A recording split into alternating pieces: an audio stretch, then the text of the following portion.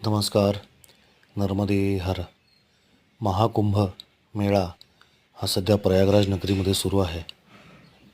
आपल्यापैकी बरेच जण तिथे जाऊन आले असतील किंवा काही जण जाण्याचं नियोजन करत असतील.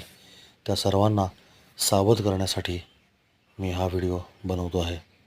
एक लक्षात घ्या, नर्मदा परिक्रमा करून आलेल्या माणसाला तुम्हाला अश्वत्थामा भेटला का हा प्रश्न विचारणं हे जितकं बालिशपणाचं आहे, तितकंच कुंभमेळा करून आलेल्या माणसाला तुम्हाला अमुक अमुक बाबा भेटला का किंवा अमुक अमुक व्यक्तीचं दर्शन झालं का हे विचारणं बालिशपणाचं आहे. एक लक्षात घ्या, आपल्या देशावरती गेली अनेक वर्ष एका विशिष्ट प्रवृत्तीच्या, एका विशिष्ट विचारधारेच्या लोकांचं राज्य आहे आणि त्यांनी ठरवून एक असा नॅरेटिव्ह राबवलेला असतो की ज्याद्वारे एखादी अतिशय महान गोष्ट कशी तुच्छ आणि सर्वसामान्य हे दाखवण्याचा प्रयत्न त्यांच्याद्वारे पुन्हा पुन्हा केला जातो.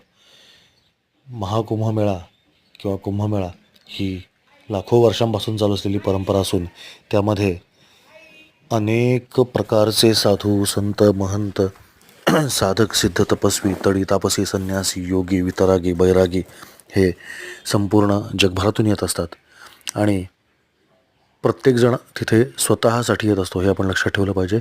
कुणीही मी कसा दिसतो हे दाखवायला किंवा प्रदर्शन करण्यासाठी येत नसतं. अर्थात जिथे जत्रा जमते, यात्रा जमते, तिथं हौशे नवशे गमसे, हौशे नवशे गवसे हे जमतातच.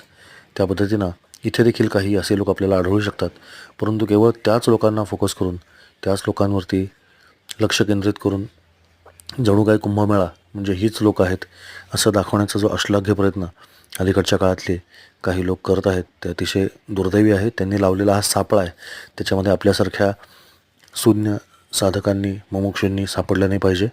एक लक्षात ठेवा की कुंभमेळा हा स्वतःच्या शोधासाठी आहे, स्वतःला काहीतरी प्राप्त व्हावं म्हणून तो आहे. तिथे कोणालाही बघायला जाऊ नका. तिथे जाऊन फक्त त्रिवेणी संगमामध्ये डुबकी मारून परत या. वाटेत कोणी भेटलंच, कोणी काही मार्गदर्शन केलं तर ती परमेश्वराची इच्छा समजा, परंतु आपणहून कुठेतरी जाऊन अमुक अमुक व्यक्तीला शोधण्यासाठी कुंभमेळ्यात फिरू नका, कारण तो इतका भव्य आहे, इतका दिव्य आहे की तुम्हाला काहीच सापडणार नाही. जर तुम्ही स्वतःचा शोध घ्यायला म्हणून तिकडे गेलात तर ते मात्र तिथे नक्की सापडेल. त्यामुळे हे जे वर्ष दीड वर्ष साधुत्व वृत्ती धारण केल्याचं नाटक करून व्हायरल होण्यासाठी प्रयत्न करणारे लोक आहेत किंवा त्यांना व्हायरल करणारे जे लोक आहेत त्यांच्या सापळ्यामध्ये आपण अडकू नका. परमेश्वर हा तिथे तुम्हाला निश्चितपणे प्राप्त झाल्याशिवाय राहणार नाही. नर्मदे हर.